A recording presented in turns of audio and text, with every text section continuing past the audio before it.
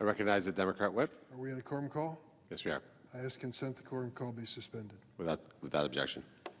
Mr. President, one of the most important votes that I ever cast in the House or the Senate was the result of a challenge from a complete stranger.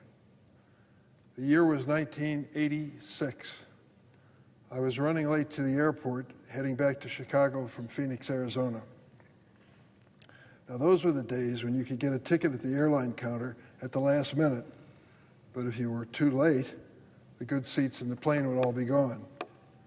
When I was handed my boarding pass in Phoenix, I saw that I was put in a middle seat in the smoking section at the back of the plane.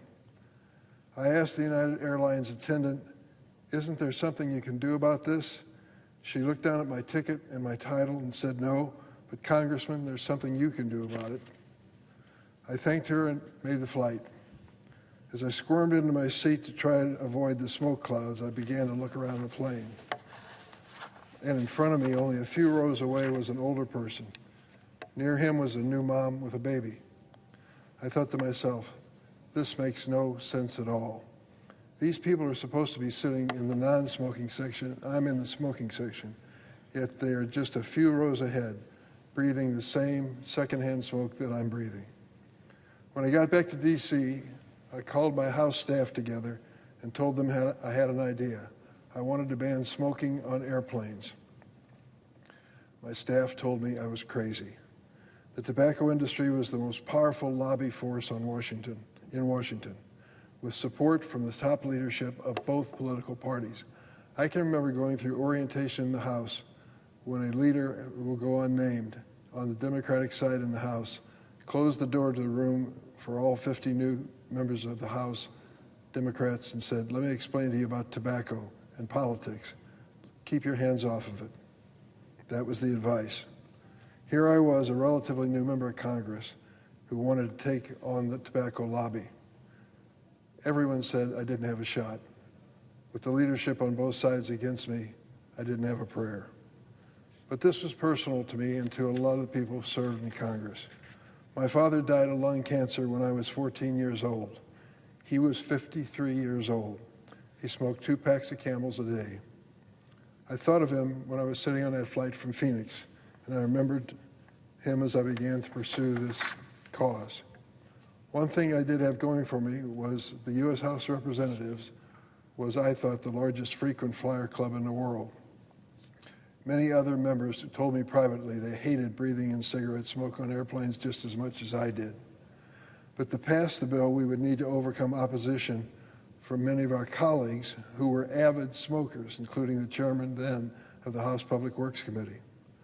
One of those colleagues was on the Appropriations Committee where I served, the late Congressman Marty Sabo of Minnesota.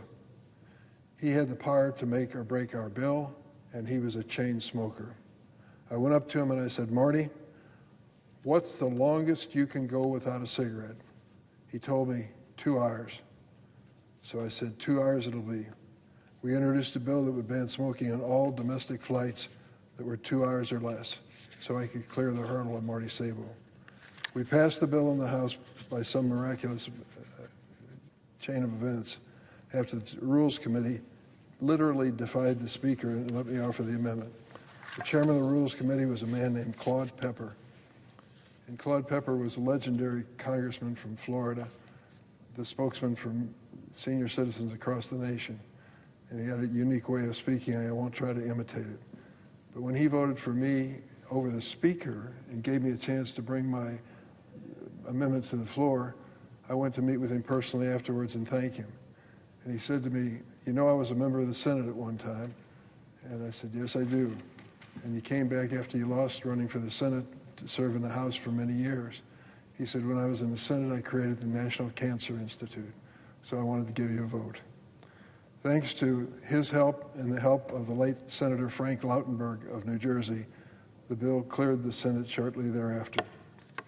It seems strange that major legislation can be determined by such minor personal details, like how long a congressman can go without a smoke.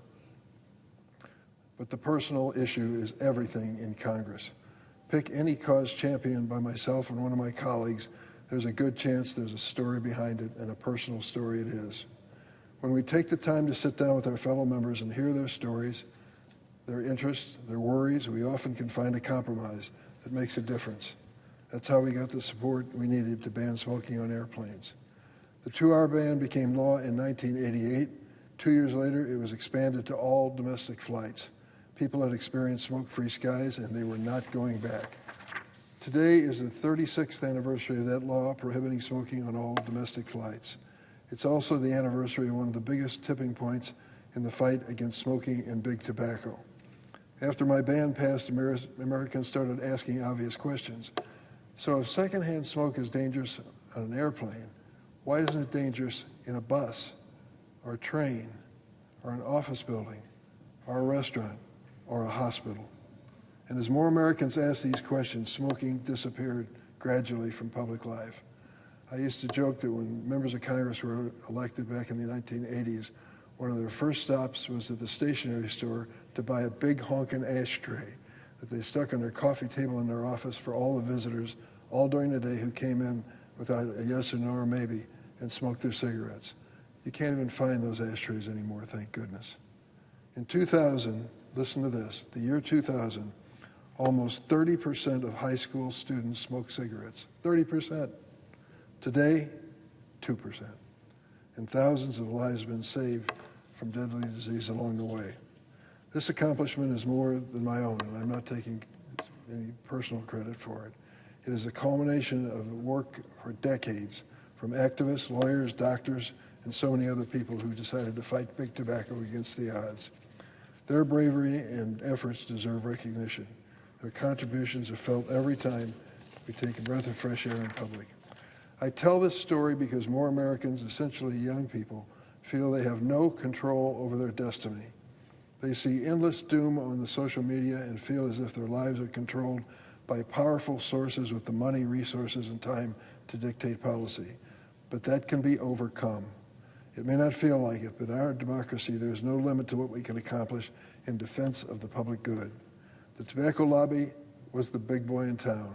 They had billions of dollars, lawyers, politicians, and more money than friends. And investigators were ready to squash any threat. Yet I beat them. We beat them. They still lost. They lost to a group of concerned citizens who had fewer resources and far less power than they did. But these citizens had the truth, a noble cause, and resilience.